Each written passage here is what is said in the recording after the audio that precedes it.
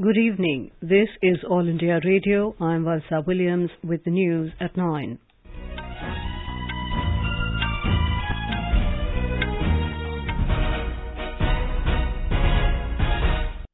The headlines. Government approves 8 projects worth around 638 crore rupees for Clean Ganga Mission. Centre asks states to be prepared and effectively manage impact of ensuing heatwave conditions on labourers working in different sectors.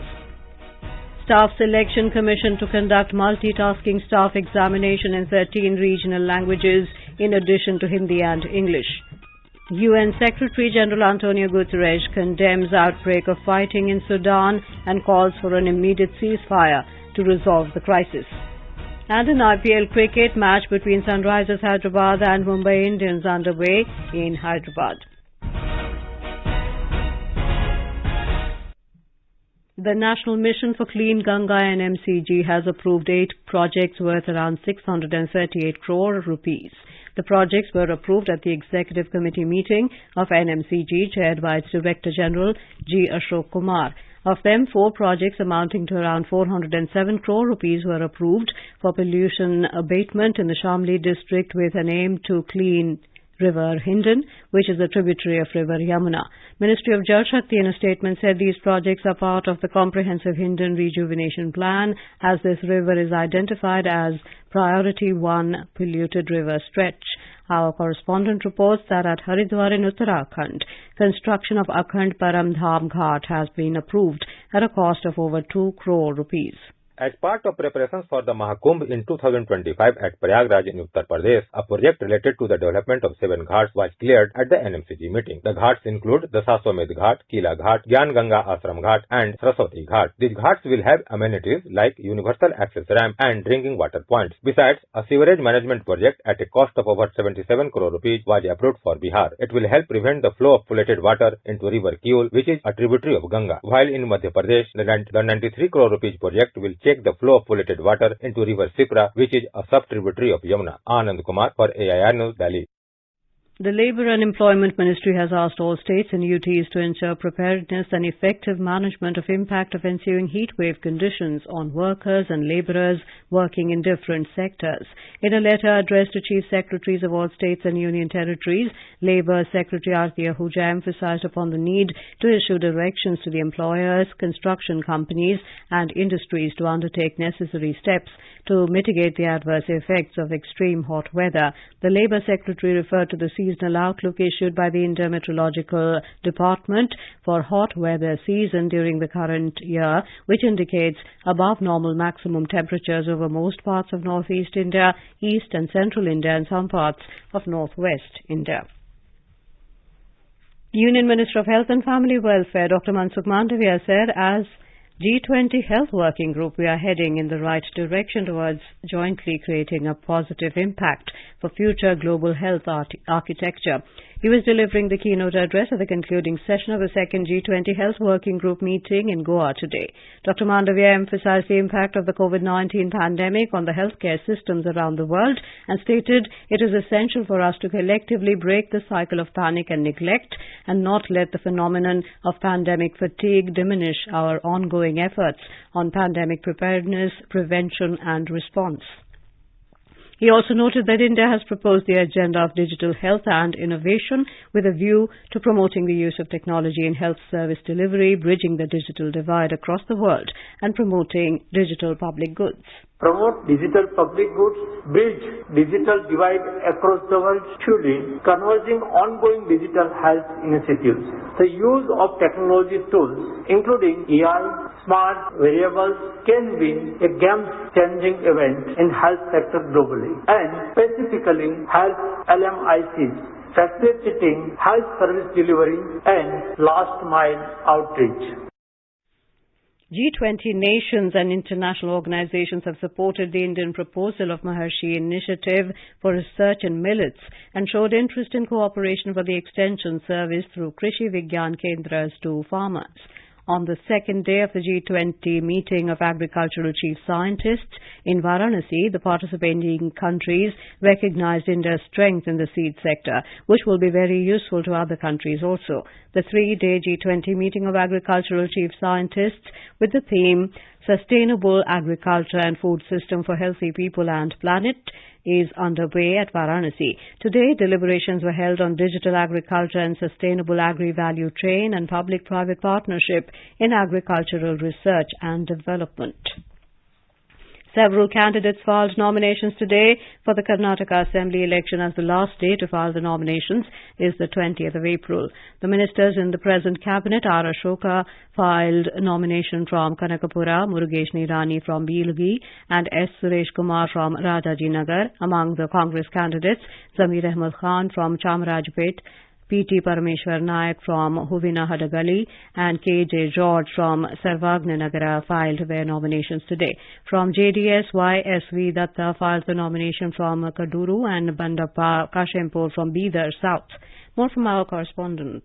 The streets where the candidates reached to file the nominations wore a festive look. The supporters in large number accompanied the candidates with musical instruments, party flags and banners. They raised slogans in support of their candidates and showered flowers. The democracy was at play here. Tomorrow, Chief Minister Basavaraj Bommai will be filing his nomination from Shigaon again. BJP National President J.P. Nadda and Kannada film star Sudeep will accompany him with several BJP leaders from the state. From Congress, senior leader Siddaramaiah is filing nomination from Varuna seat. From JDS, most of the prominent candidates have already filed their nominations yesterday. With Jitendra Dwivedi, Sudhindra, AIR News, Bengaluru.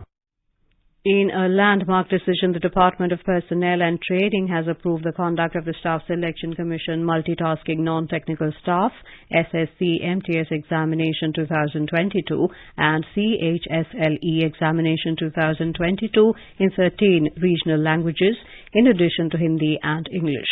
Union Minister Dr. Jitendra Singh said this historic decision has been taken at the initiative of Prime Minister Narendra Modi to give impetus to participation of local youth and encourage regional languages.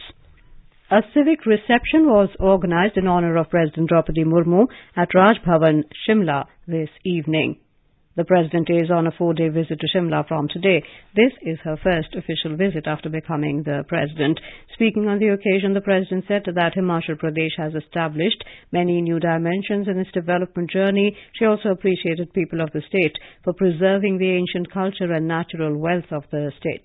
The President will attend the 26th Convocation of State University Shimla tomorrow as the chief guest and will distribute medals to meritorious students. The President will also interact with the officer trainees of Indian Audit and Accounts Service at the National Academy of Audit and Accounts, Shimla. The Enforcement Directorate has attached assets worth over 11 crore rupees of Congress MP Karti Chidambaram and others in the INX Media money laundering case. These movable and immovable properties are located in Coorg district in Karnataka. The action has been taken under the Prevention of Money Laundering Act. The case is related to alleged irregularities in the Foreign Investment Promotion Board clearance to INX Media Group for receiving overseas funds during the UPA rule. This is All India Radio giving you the news. For quick news updates round the clock, follow us on our Twitter handle at AIR News Alerts. All India Radio is presenting vignettes of select quotes of the Prime Minister from Man Ki Baat as the program completes its 100th episode this month.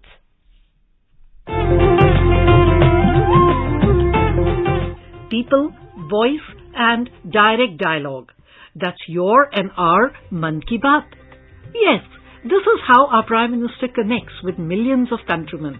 With the program Man Ki Baat, aired on the last Sunday of every month on All India Radio. This series, which started on October 3rd, 2014, will complete its 100th episode in April 2023.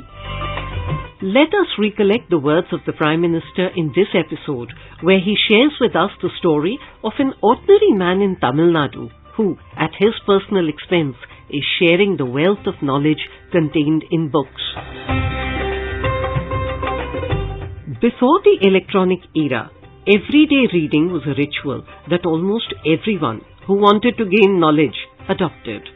Books help us make sense of the world around, impart morals and values, often without sounding preachy, teach us empathy and the difference between right and wrong. This is something well realized by Pon Mariyappan, who runs a barber shop in Tuticorin in Tamil Nadu. With his limited resources, he runs a library, and the Prime Minister acknowledged this man's humble yet great contribution, giving it a special mention in the Mann Ki Baat program broadcast on 25th October 2020. मेरे प्यारे देशवासियों, कहा जाता है learning is growing. आज मन की बात में मैं आपका परिचय एक ऐसे व्यक्ति से कराऊंगा जिसमें एक अनोखा जुनून है। यह जुनून है दूसरों के साथ रीडिंग और लर्निंग की खुशियों को बांटने का। ये है पोन मारियप्पन। पोन मारियप्पन तमिलनाडु के तूतुकुड़ी में रहते हैं। तूतुकुड़ी को पर्ल सिटी यानी मोतियों के शहर के रूप में भी जाना जाता है। यह कभी पांडियन साम्राज्य का एक महत्वपूर्ण केंद्र था। यहाँ रहने वाले मेरे दोस्त पोन मारियप्पन हेयर कटिंग के पेशे से जुड़े हैं और एक सैलून चलाते हैं। बहुत छोटा सा सैलून है। उन्होंने एक अनोखा और प्रेरणादायी काम किया है। अपने सैलून के एक हिस्से को ही पुस्तकालय बना दिया है।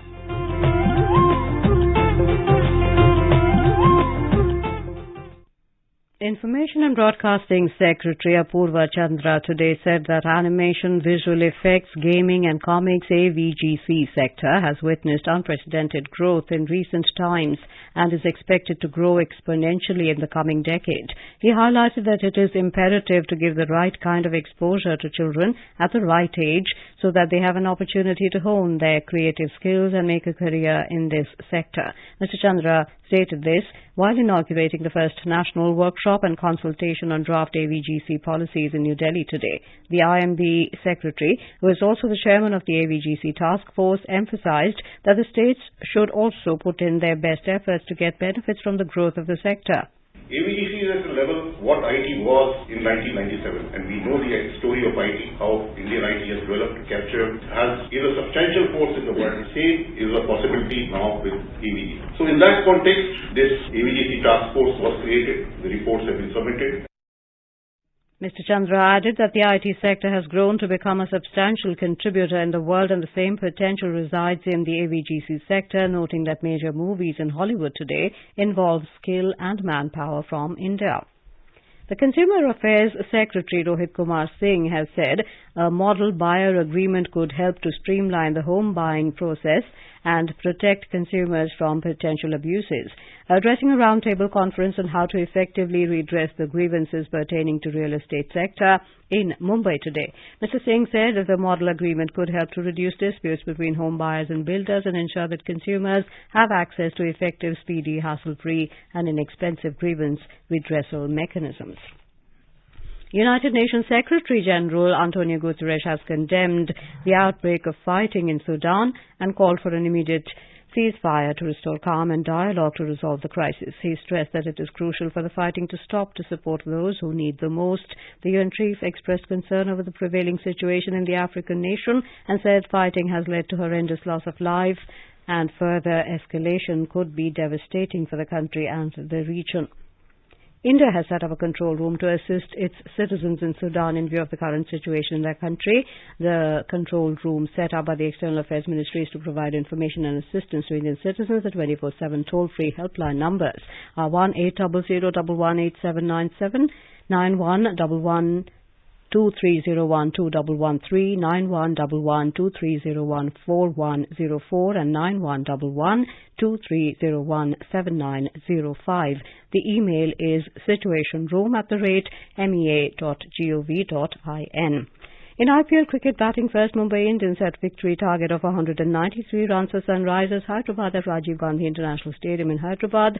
Earlier, SRH won the toss, elected to field. And now before we end the bulletin, the headlines once again.